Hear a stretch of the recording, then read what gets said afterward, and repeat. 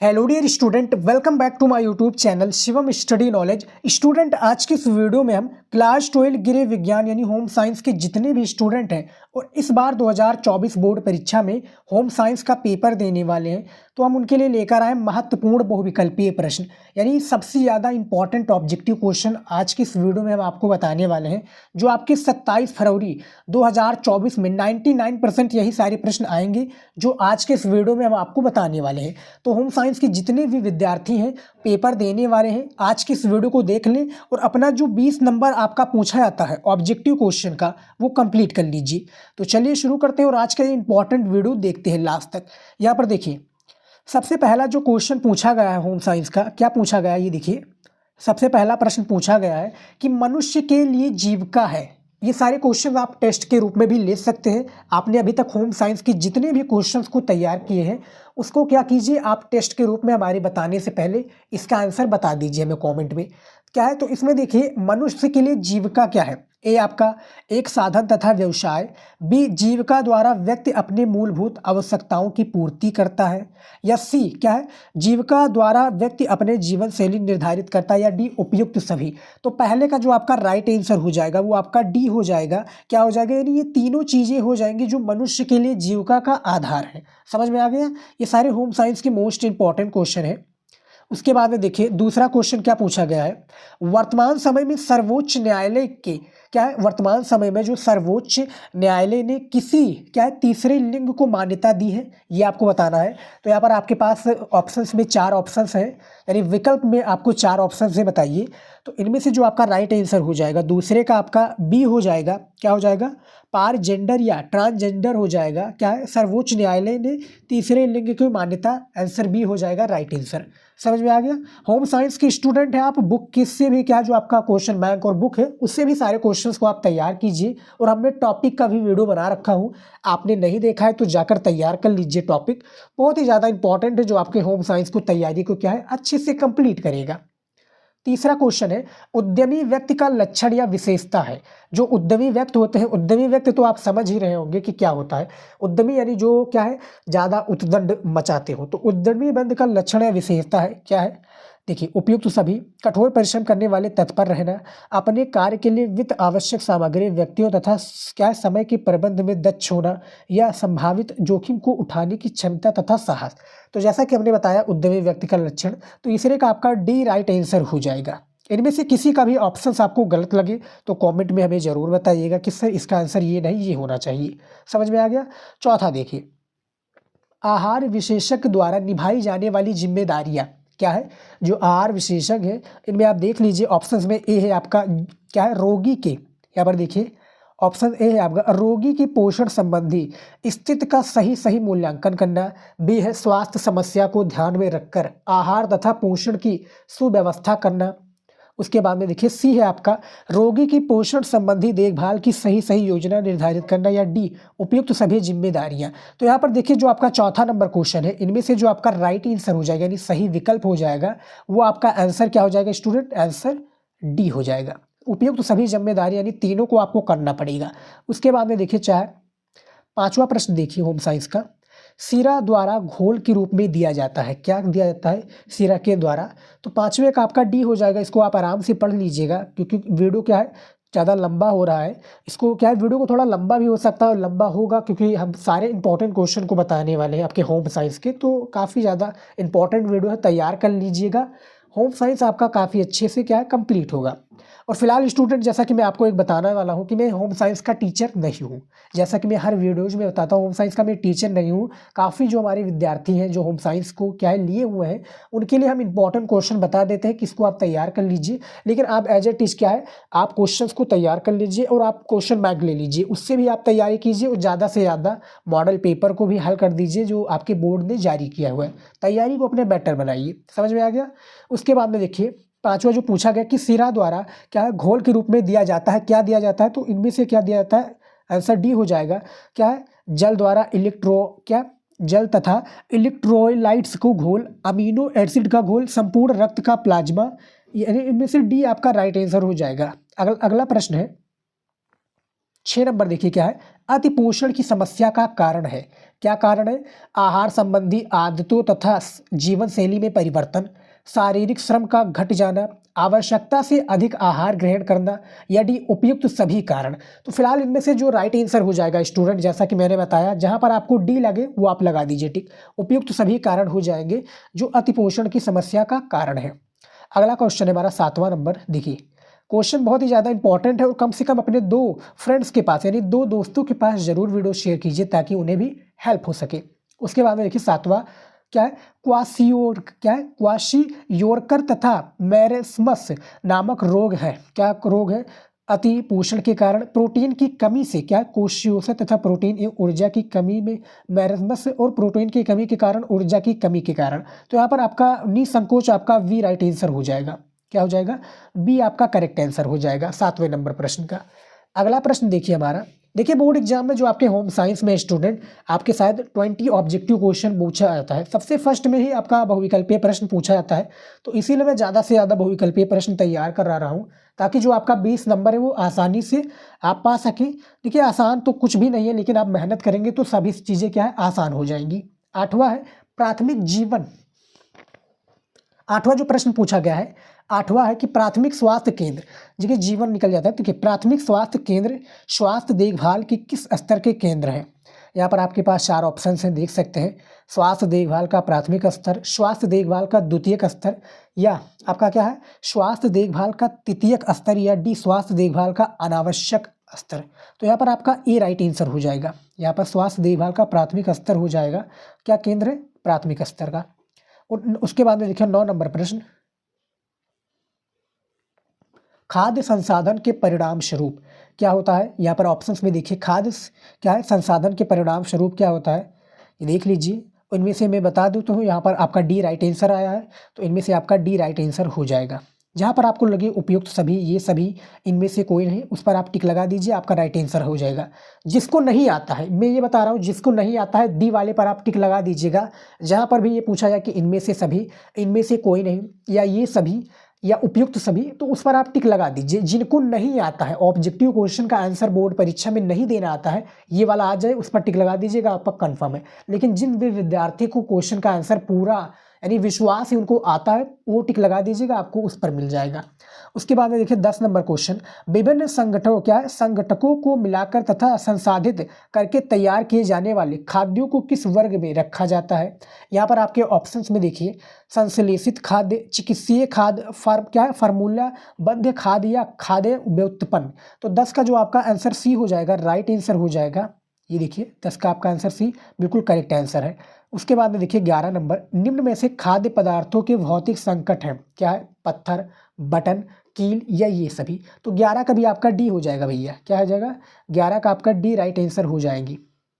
Home science देखिए समझ में आ गया स्टूडेंट।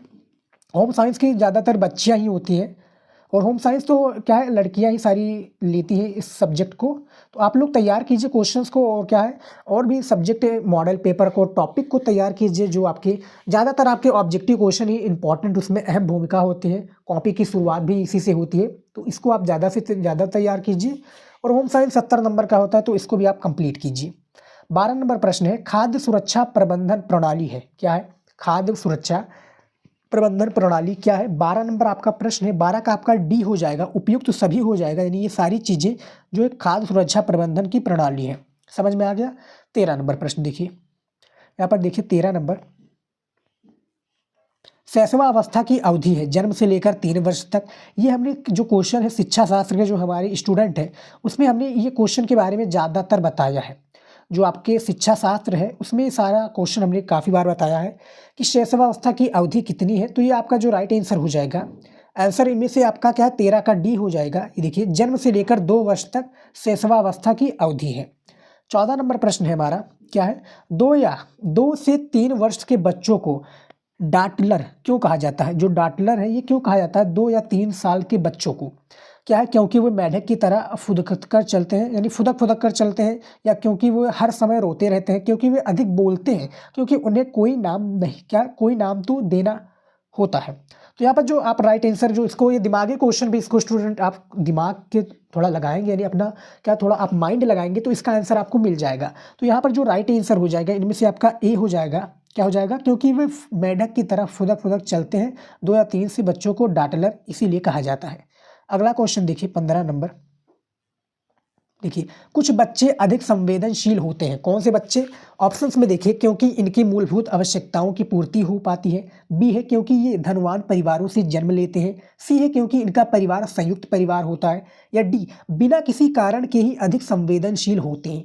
तो जो आपका 15 नंबर है इनमें से आपका ए राइट आंसर हो जाएगा। क्या हो जाएगा भैया? क्योंकि इनकी मूलभूत आवश्यकताओं की पूर्ति नहीं हो पाती है। समझ में आ गया? 16 नंबर क्वेश्चन देखिए क्या है। ये ऑब्जेक्टिव क्वेश्चन है, तैयार कर लीजिए। वीडियो को लाइक नहीं किया तो लाइक जरूर कर दीजिएगा। ऐसे ही इंपॉर्टेंट वीडियो आप देखना चाहते हैं होम साइंस से रिलेटेड तो मैं वीडियो लाता रहूँगा, आपकी तैयारी को बेटर बनाऊंगा। क्या है? तो देखिए 16 नंबर जो है, वृद्धाजनों में संवेदनशीलता का कारण हो सकता है। क्या कारण हो सकता है? जो आपका वृद्धाजन है इनमें समस्याओं का जो कारण हो सकता है, यहाँ पर आपका डी आ गया तो डी राइट आंसर हो जाएगा। उपयुक्त में से कोई एक या सही, क्या उपयुक्त में से कोई एक या सही, ये आपका वृद्धाजनों में संवेदनशील का कारण हो सकता है। 17 नंबर प्रश्न देखिए, भारत में पहला SOS गांव का क्या है? भारत में जो पहला SOS गांव कब स्थापित किया गया ये आपको बताना है। ए आपका 1954 में, बी 1947 में, सी 1968 में, या डी 1964 में। तो भारत में जो पहला SOS गांव जो स्थापित हुआ था वो आपका आंसर डी हो जाएगा, 1964 हो जाएगा। समझ में आ गया? अगला क्वेश्चन देखिए 18 नंबर, भोपाल में विषैली गैस के रिसाव की घटना कब हुई? जो भोपाल है भैया, इसमें यहाँ पर देखिए भोपाल में विषैली गैस का रिसाव की घटना कब घटी ये आपको बताना है। तो इनमें से आपका बी राइट आंसर हो जाएगा, यानी 1984 हो जाएगा इसका करेक्ट आंसर। 19 नंबर क्वेश्चन देखिए क्या है, हरा रंग, यानी 19 नंबर क्वेश्चन है, हरा रंग है किसका? प्राथमिक रंग, द्वितीयक रंग, इनमें से कोई नहीं, क्या? या तृतीयक रंग। तो बताइए हरा रंग क्या है भैया?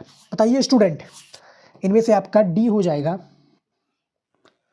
द्वितीयक रंग हो जाएगा राइट आंसर। हरा रंग जो है द्वितीयक रंग के श्रेणी में आता है। 20 नंबर क्वेश्चन है, दो प्राथमिक रंगों से मिलकर बनाए जाते हैं। क्या बनाया जाता है भैया? क्या? तृतीयक रंग, द्वितीयक रंग, प्राथमिक रंग या उदासीन रंग। तो जो दो प्राथमिक रंगों को मिलाकर बनाया जाता है, 20 का आपका जो है बी राइट आंसर हो जाएगा स्टूडेंट, ये आपका द्वितीयक रंग हो जाएगा। मैं बार बार भैया कह रहा हूँ, प्लीज़ इसको इग्नोर कीजिएगा। उसके बाद में देखिए 21 नंबर क्वेश्चन है, क्या है? डिजाइन का सिद्धांत है अनुपात, संतुलन, सामंजस्यता या ये सभी। तो जो डिजाइन का अनुपात है वो आपका भैया ये सभी हो जाएंगे, यानी अनुपात भी है, संतुलन भी है और सामंजस्यता भी है। अगला क्वेश्चन है 22 नंबर। देखिए 22 नंबर क्वेश्चन क्या है, अंतरराष्ट्रीय फैशन में फ्रांस का प्रभुत्व किस शताब्दी के प्रारंभ में हुआ? यानी अंतरराष्ट्रीय जो फैशन है ये फ्रांस का प्रभुत्व किस शताब्दी में हुआ ये बताना है। 18वीं शताब्दी में, 16वीं शताब्दी में, 19वीं शताब्दी या 15वीं शताब्दी में। तो ये आपका जो सही विकल्प हो जाएगा वो आपका 18वीं शताब्दी हो जाएगा, इसका राइट आंसर। समझ में आ गया? अगला क्वेश्चन देखिए, यहाँ पर देखिए अगला क्वेश्चन क्या है हमारा 23 नंबर, महिलाओं ने किस दशक तक जींस पहननी प्रारंभ नहीं की थी? यानी महिलाओं ने किस दशक जो जींस है पहननी नहीं प्रारंभ की थी ये आपको बता रहा है। तो 23 का आपका सी हो जाएगा, 1950 के दशक में। समझ में आ गया स्टूडेंट? पहननी नहीं की थी प्रारंभ, उसके बाद में तो भैया सब पहनने लगे हैं, आप लोगों को भी पता होगा, आप लोग भी जींस पहनते होंगे। उसके बाद में देखिए 24 नंबर, परिधान निर्माण की कला को क्या कहा जाता है? कुटूर, उद्यमी, ट्रेडर, इनमें से नहीं। तो इनमें से आपका जो राइट आंसर हो जाएगा 24 का ए हो जाएगा, कुटूर हो जाएगा, परिधान निर्माण की कला को कहा जाता है। इसका स्टूडेंट आपको PDF चाहिए तो आपको हमें इंस्टाग्राम पर मैसेज करना पड़ेगा और वीडियो के साथ में कीजिएगा, ताकि हमें वीडियो को क्या है आपको पहुंचाने का जो PDF है पहुंचाने का आसानी रहे। जब आप क्या है वीडियो के साथ में भेजते हैं, वीडियो का लिंक में भेजते हैं, यानी वीडियो का लिंक भेजिए, नहीं तो स्क्रीनशॉट लेकर भेजिए कि सर इसका हमें PDF दे दीजिए, हम आपको PDF दे देंगे, फ्री में दे देंगे, नहीं तो मैं टेलीग्राम पर भी अपलोड कर देता हूँ। नहीं ज्वाइन किया है तो लिंक डिस्क्रिप्शन में आपको मिल जाएगा, जाकर आप वहाँ से ज्वाइन कर सकते हैं। उसके बाद में देखिए जैसा कि हमने बताया 24 नंबर का आपका क्या हो जाएगा? ए राइट आंसर हो जाएगा। समझ में आ गया? उसके बाद में देखिए 25 नंबर प्रश्न, 25 नंबर है, वस्त्रों की धुलाई की मशीनों होती हैं, क्या होती है भैया? यहाँ पर देखिए पूर्णतया स्वचालित, अर्ध स्वचालित, हस्तचलित या यानी इन सभी प्रकार से। तो जो 25 का आपका डी है, यानी इनमें सभी प्रकार हो जाएगा राइट आंसर। अगला क्वेश्चन है देखिए 26 नंबर, यहाँ पर देखिए जल निष्कर्षण, क्या जल निष्कर्षण, यहाँ पर डॉट डॉट दिया हुआ है, इसी में हमारा राइट आंसर आएगा। गति पर कार्य करते हैं, तो जो जल निष्कर्षण गति पर जो कार्य करते हैं, किस गति पर कार्य करते हैं, यहाँ पर आपका सी हो जाएगा अभिकेंद्री, क्या है अभिकेंद्री हो जाएगा राइट आंसर। यहाँ पर देखिए, अब यहाँ पर लिख देते हैं हम अभिकेंद्री, यानी जल निष्क्रमण अभिकेंद्री गति पर क्या है कार्य करते हैं। 26 का आपका सी बिल्कुल करेक्ट आंसर है।